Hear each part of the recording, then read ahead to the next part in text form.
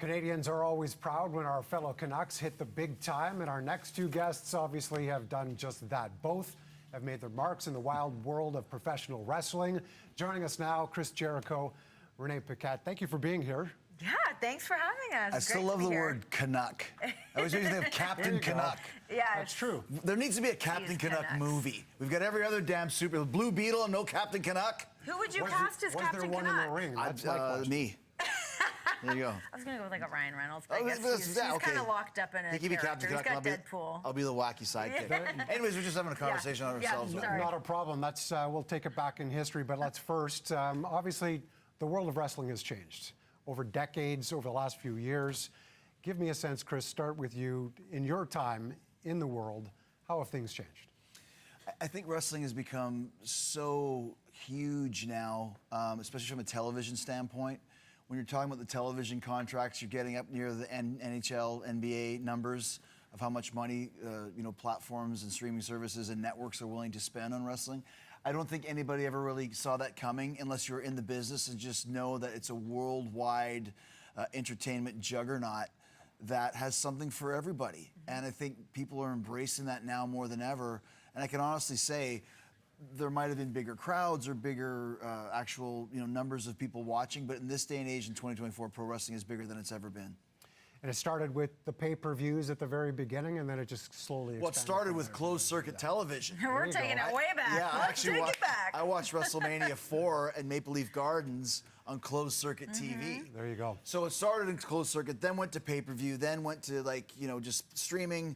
So there's so many different ways that people consume content now that, like I said, there's not a way that you can't watch wrestling. Renee, you've been on the mic as a host. You've been on the other side of things, not necessarily in the ring all the time. I try to avoid it. What have you seen in that same time?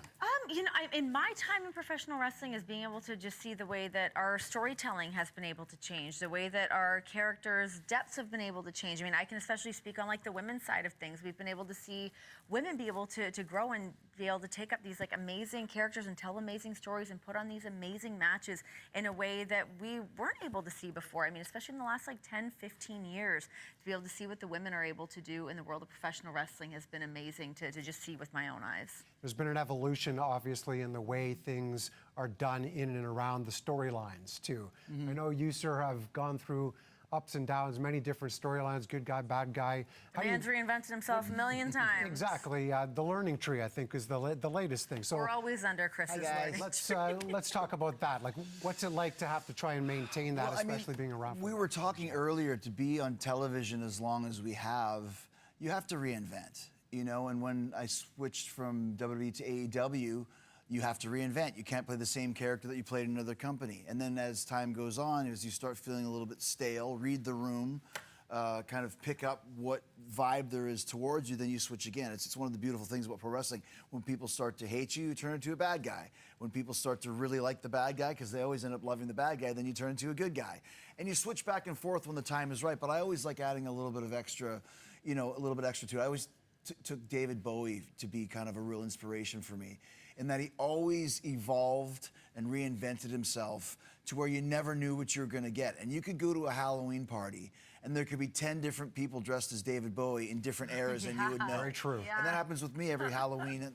Fans will send pictures of Chris Jericho, but they're different ones. And that was kind of always was my goal, was to always stay ahead of the curve and not be nostalgia and always create something new, so you never know where people never know what you're thinking, and they always stay on their toes. It's so cool being able to watch Chris do it in real time too. I mean, I've been able to be there for many different versions of Chris and seeing him change and morph into these different versions of himself, and not really sure where he's going to land. I'm sure he knows where he's going, but it's so cool to watch him figure that all out in real time. Oh, thanks. I don't know what I'm doing. Part of that change over time, obviously, in this day and age, and it happens with everything, the advent of social media, being able to kick off a podcast, make sure you're staying relevant outside of the actual ring and the events and that sort of thing. I know you guys are in Toronto right now for the big Collision Tech Conference. What were you talking about? Well, Chris is a big tech guy. Oh, yes. I was talking about digitization of VHS tapes onto...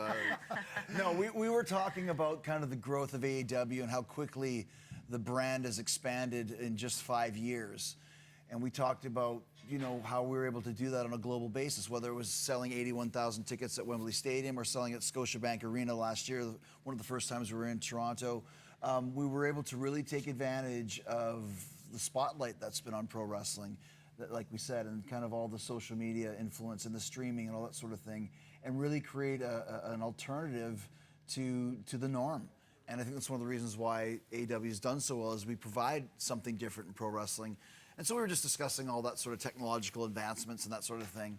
Yeah, that social media plays such a big part in what we do as well. I mean, whether it's us being able to promote on X, Instagram, TikTok, YouTube, wherever it may be, to characters being able to develop themselves on social media in that aspect. I mean, it plays such a big part in our entire industry. We're all watching, that's for sure, and listening. Thank you for being with us. Appreciate it. Chris Jericho, Renee Paquette, thanks for being here. Thank you. Thanks, guys. Thanks, guys.